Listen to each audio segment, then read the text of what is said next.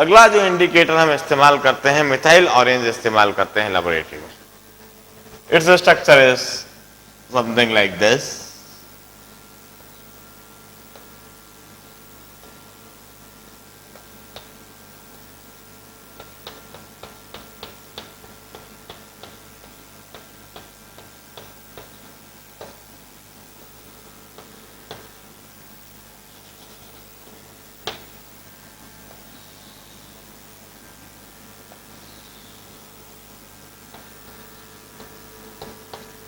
This is the structure of methyl orange.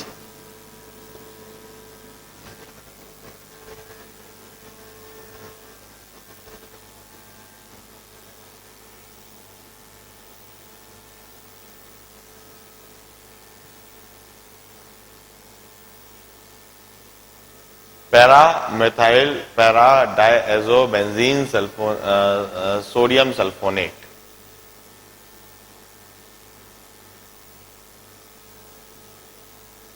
Paramethyl paradiazobenzene sodium sulfonate या sodium sulfonate.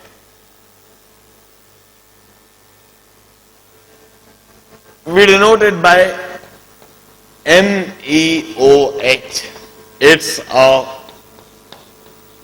weak base. We call it basic indicator.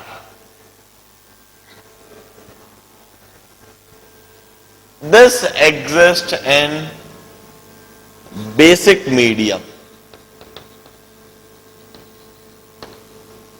Basic medium में exist करता है। क्योंकि यह weak base है, इसलिए basic medium में यह अनडिसोसिएटेड रहेगा। कॉमन आयन इफेक्ट की वजह से इसका डिसोसिएशन बेसिक मीडियम में सप्रेस्ड रहेगा।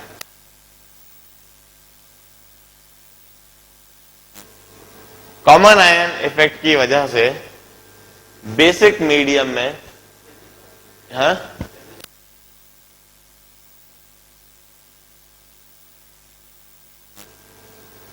बेसिक मीडियम में कॉमन आयन इफेक्ट की वजह से इसका डिसोसिएशन सप्रेस्ड रहेगा, इसलिए बेसिक मीडियम में यह एग्जिस्ट करेगा। It's orange in colour, orange और red in colour. Yellow, orange, red कुछ इस तरह से कलर हो सकता है उसका, depending on the concentration.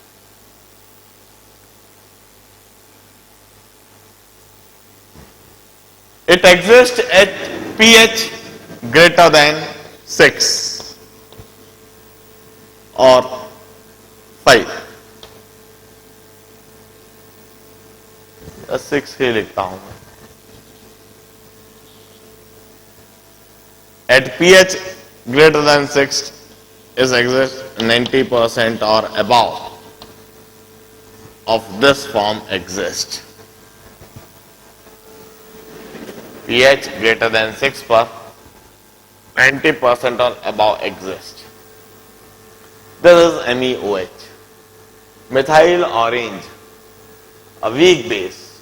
Since it's a weak base, hence we call it a basic indicator. It's a basic indicator.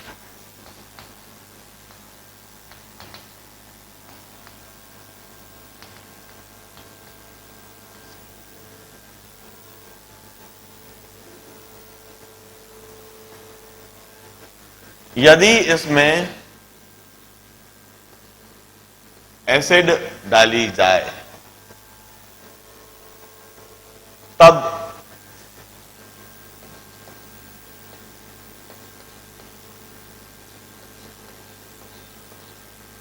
यह reaction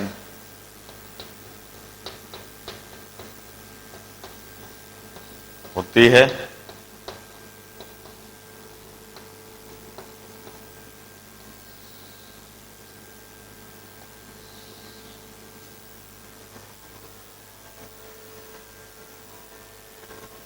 And we used to say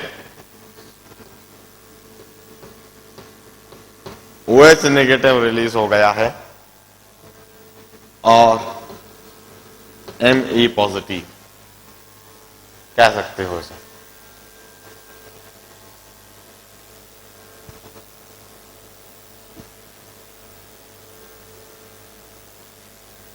it's a conjugate base, conjugate acid.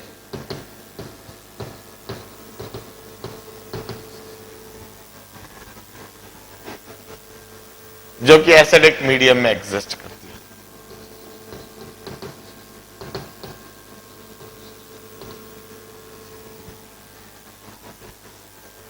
है। And it's pink in colour, इसका colour pink होता है। And it exist at pH less than 4, pH less than 4.90% or above हो जाता है। क्योंकि यह सभी रिएक्शन डायनामिक इक्विलिब्रियम कंडीशन में एग्जिस्ट करती है, इसलिए कोई से भी फॉर्म का 100% होना नामुमकिन होता है कभी भी। क्योंकि यह रिएक्शन हमेशा इक्विलिब्रियम, डायनामिक इक्विलिब्रियम कंडीशन पर एग्जिस्ट करती है, इसलिए कोई सा भी फॉर्म कभी 100% तो नहीं होता है। हाँ, हम कहते हैं कि किसी भी फॉर्म में यदि ये 90% या ज्यादा हो जाए तो इसका कलर दिखने लगेगा, यदि ये 90% ज्यादा हो जाए तो इसका कलर दिखने लगेगा। और दोनों ही मान लीजिए 30-70 के रेशो में है, 40-60 के रेशो में है, 50-50 के रेशो में है, तो हमको कोई प्रॉपर कलर नहीं दिखता है, कोई समझ में नहीं आता। और जो कलर ट्रांसफॉर्मेशन बहुत तेजी से होता है। द pH रेंज जैसा कि हमें दिख रहा है, the pH range is 4 to 6। Now since methyl orange is a weak base, hence we call it a basic indicator.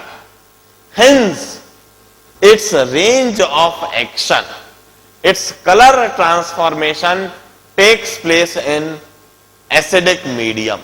अब ऐसा क्यों होता है, इस सवाल को अपने दिमाग में नोट करके रख लो। आयोनिक इक्विलिब्रियम में मैं इसका जवाब दूंगा कि क्यों किसी बेसिक इंडिकेटर का कलर ट्रांसफॉर्मेशन एसिडिक रेंज में होता है। और वो एसिडिक रेंज में भी किस रेंज में हो रहा है, वीक एसिडिक रेंज में, 4 to 6। अब इधर से हम सोच सकते हैं, कैसा भी बेस हो, इस इंडिकेटर को आप हमेशा इस्तेमाल कर सकते हो, नो प्रॉब्लम। जैसे HCl आपने लिया, तो HCl के साथ आप किसी भी तरह के बेस को इस्तेमाल करो, चाहे HCl के साथ आप NaOH को इस्तेमाल करो, चाहे थोड़ा वीक बेस ले लो, चाहे बहुत वीक बेस ले लो, टाइट्रेशन सक्सेसफुली होगा।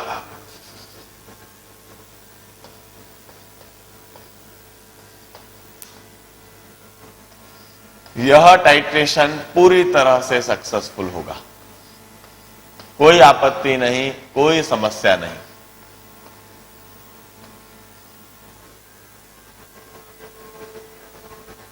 इधर NaCl और H2O बनेगा, इधर 2 HCl कंज्यूम होनी चाहिए और 2 HCl कंज्यूम होगी, और 2 NaCl plus H2O plus CO2 बनेगा, और इधर 1 HCl कंज्यूम होनी चाहिए और 1 ही HCl कंज्यूम होगी, और टाइट्रेशन ऑलवेज सक्सीड, हमेशा बिल्कुल सही तरीके से टाइट्रेशन होगा। लेकिन यदि हमने वीक एसिड ली, बेस को अब मैं स्ट्रांग ही कर देता हूं, अब इस स्ट्रांग बेस के साथ मैंने वीक एसिड ऑक्सैलिक एसिड ले ली, या फिर NaOH के साथ में मैंने very weak acid hydrogen cyanide ले ली, और मिथाइल ऑरेंज के साथ टाइट्रेशन करने लगा। नाउ द प्रॉब्लम इज, देखिए इधर कोई समस्या इसलिए नहीं थी क्योंकि pH सीधा 14 से या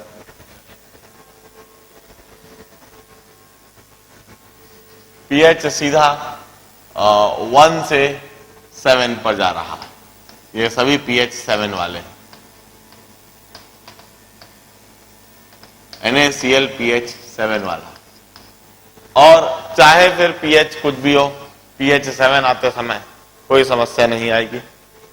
इधर pH जो है वह 1 है।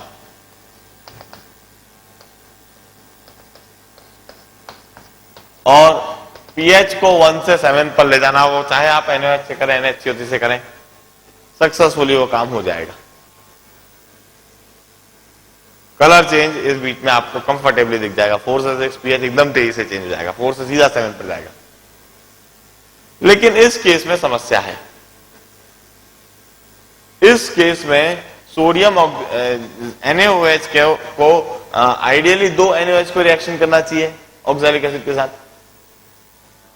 यह रिएक्शन होनी चाहिए 2 NaOH को ऑक्सैलिक एसिड के साथ। इनफैक्ट मैं ऑक्सैलिक एसिड आगे लिखता हूं और NaOH पीछे लिखता हूं, क्योंकि हम ऑक्सैलिक एसिड के अंदर NaOH डाल रहे हैं।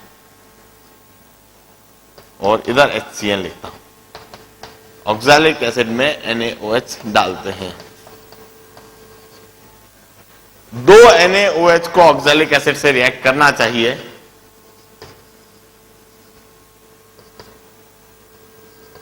यह रिएक्शन होनी चाहिए टाइट्रेशन कंप्लीट करने के लिए,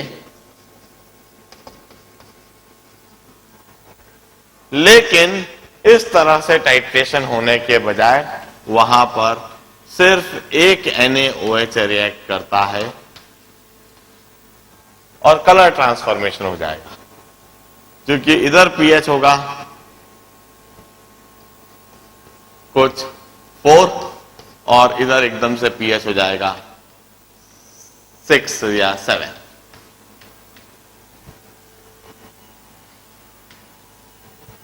तो ये कलर चेंज हमको दिख जाएगा और टाइट्रेशन कंप्लीट नहीं हुआ, pH फ्लक्चुएशन हो गया,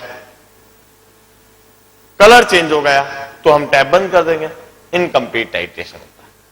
और इस पर्टिकुलर केस में तो टाइट्रेशन फेल ही हो जाएगा, क्योंकि इसका pH ही 6 से 7 रहता है, चेंज होके कहीं जा ही नहीं पाएगा, चेंज होके और भी 7 से ऊपर जाएगा।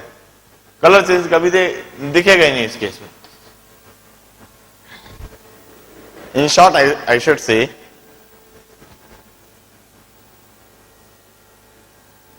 मिथाइल ऑरेंज एक वीक बेस है, इस वजह से हमने इसे बेसिक इंडिकेटर कहा।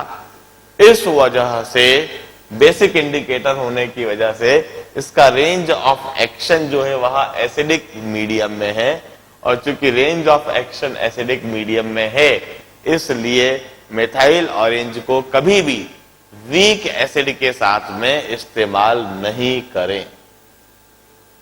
अब एक थंब रूल बना लीजिए, फिनोल्फ्थालीन को वीक बेस के साथ कभी इस्तेमाल नहीं करना है और मिथाइल ऑरेंज को कभी वीक एसिड के साथ इस्तेमाल नहीं करना है। एसिड और बेस दोनों ही यदि स्ट्रांग हो,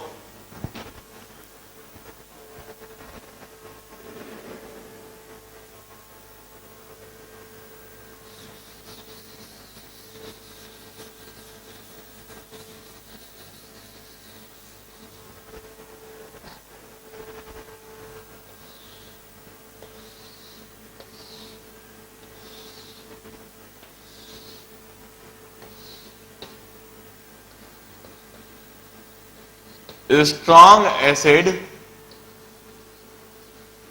weak acid, strong base weak base. Strong acid और स्ट्रॉन्ग बेस को यदि टाइट्रेट कर रहे हैं तो चाहे तो फिनोल्फ्थालीन ले ले और चाहे तो मिथाइल ऑरेंज ले ले, लेकिन यदि स्ट्रॉन्ग बेस और वीक एसिड को इस्तेमाल कर रहे हैं तो जैसा मैंने बताया वीक एसिड के साथ मिथाइल ऑरेंज नहीं लेना है, फेनोप्थलीन लिया जा सकता है।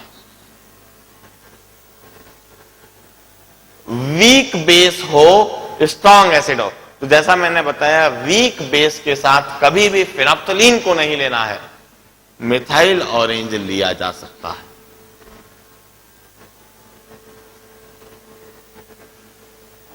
और यदि एसिड भी वीक हो, वेग भी, बेस भी वीक हो, इंडिकेटर थ्योरी फेल, कोई सा इंडिकेटर काम नहीं कर सकता वीक एसिड वीक बेस के साथ। वीक एसिड वीक बेस को आप इंडिकेटर के प्रेजेंस में टाइट्रेशन कर ही नहीं सकते, क्योंकि इंडिकेटर का कोई कलर ट्रांसफॉर्मेशन, कलर चेंज दिख नहीं सकता।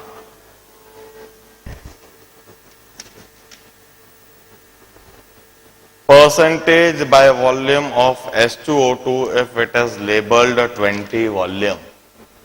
H2O2 20 वॉल्यूम दिया हुआ है। मैं इसलिए रिकॉल करा रहा हूं क्योंकि मैंने मेरे रिडॉक्स टाइट्रेशन के जो थ्योरी लेक्चर लिए थे उसमें वॉल्यूम स्ट्रेंथ ऑफ H2O2 के बारे में बताया था। और वॉल्यूम स्ट्रेंथ का क्या मतलब होता है? 20 वॉल्यूम H2O2 दे रखा है, इसका मतलब 1 litre H2O2 solution liberate 20 liters of oxygen at STP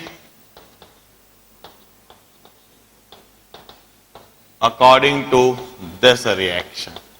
H2O2 giving you H2O plus half O2. According to this reaction,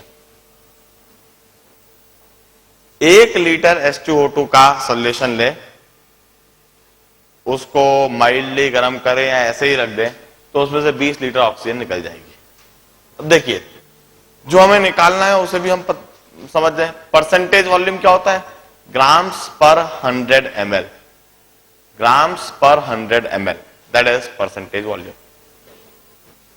मान लीजिए हमने 1 लीटर H2O2 लिया, 1 litre H2O2, it's equivalent to 20 litres oxygen at STP and it's equal to 20 by 22.4 moles of oxygen and it's equivalent to 1 litre H2O2 it's equivalent to 20 litres of oxygen, क्योंकि इसमें से 20 litre oxygen निकलनी है। 20 litre oxygen मतलब 20 by 22.4 moles of oxygen. इतने moles oxygen मतलब देखिए, इतने मोल्स ऑक्सीजन लिबरेट हो रही है।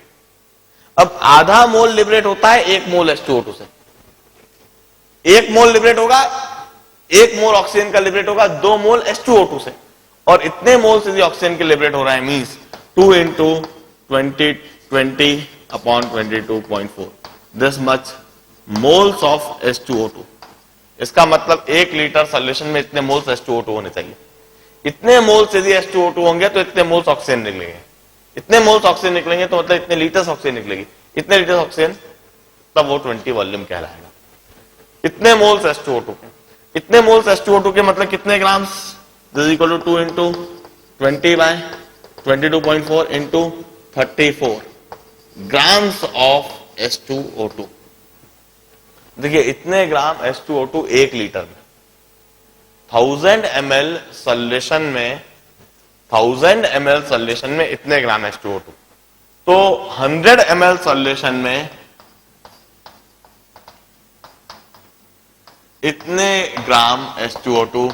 This is percentage H2O2 by volume और weight by volume percentage. The weight by volume percentage of H2O2.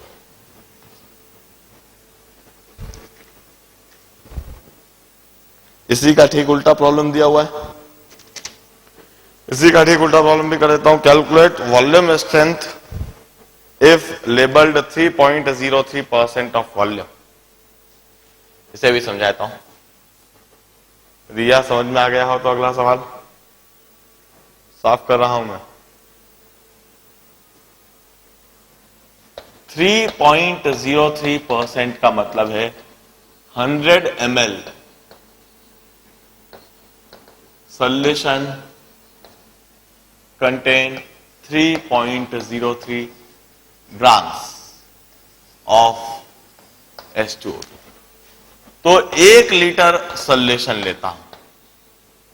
1 litre solution का मतलब 1000 ml सॉल्यूशन, और इस 1000 ml सॉल्यूशन में होंगे 30.3 ग्राम H2O2। इतने gram H2O2 would be equal to 30.3 upon 34 mole H2O2.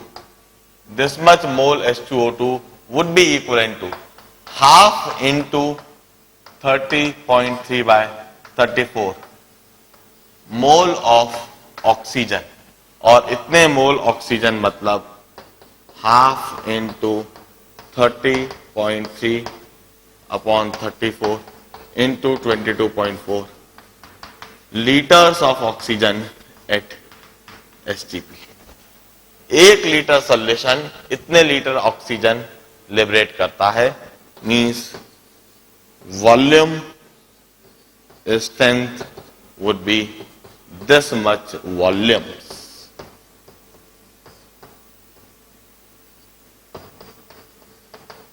This much volume is the volume strength of H2O2। Third से लेकर 7th तक रेलेवेंट प्रॉब्लम है। थर्ड प्रॉब्लम का डालता हूं।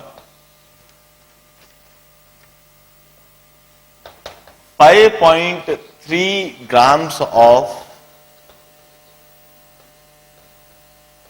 Na2CO3 and 8 grams of NaOH in a liter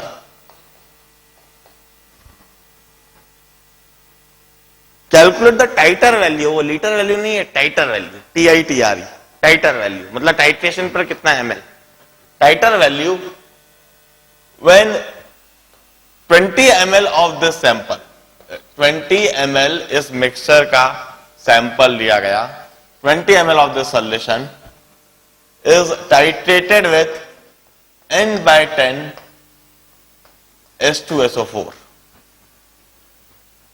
Case 1 if methyl orange is indicator, case 2 if phenolphthalein is indicator। अब देखिए case 1 पहले करता हूं with methyl orange. With methyl orange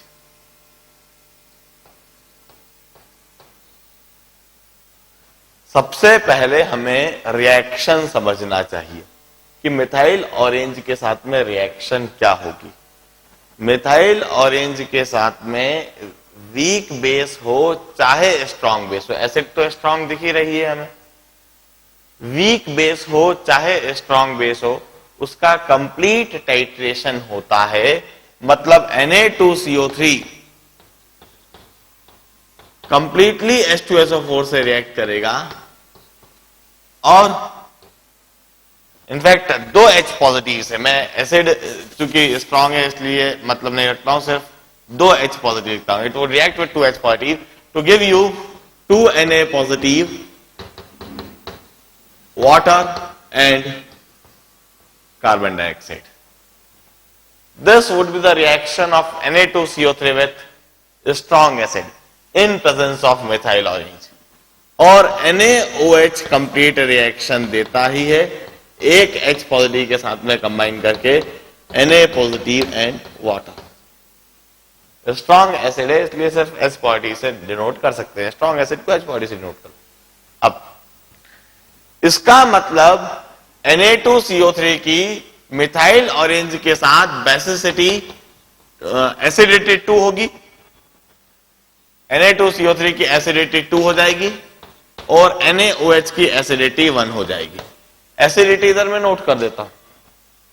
acidity means base जितने H positive ion के साथ में combine करे, the base is combining with 2 H positive ion, hence it's acidity is 2। Here the base is combining with 1 H positive ion, hence its acidity is 1। अब acidity दोनों base की हमने note कर ली। अब खास बात हमें यह समझने की जरूरत है कि इस सैंपल में Na2CO3 के कितने मोल्स होंगे और NaOH के कितने मोल्स होंगे। इस सैंपल के अंदर Na2CO3 या NaOH दोनों ही आएगा। 5.3 ग्राम से 5.3 gram means 5.3 upon 106 moles per litre.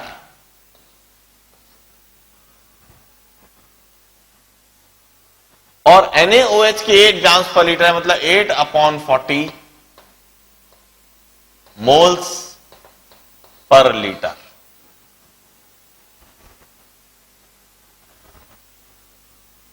अब देखिए इसका मतलब है 5.3 अपॉन 106, इसका मतलब होगा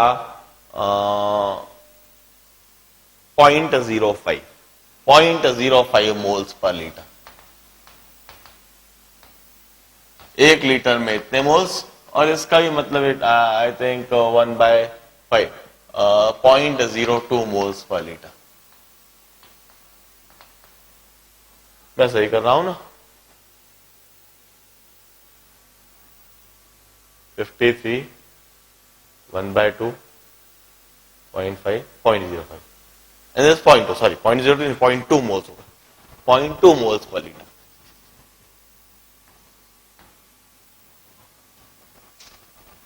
तो 20 ml सैंपल में कितने मोल्स आ जाएंगे यहां निकाल सकते हो। 0.05 in 1000 ml, so 20 ml should contain this much moles. This is the moles of Na2CO3 and NaOH के 0.2 मोल्स 1000 ml में, तो 20 ml में इतने मोल्स।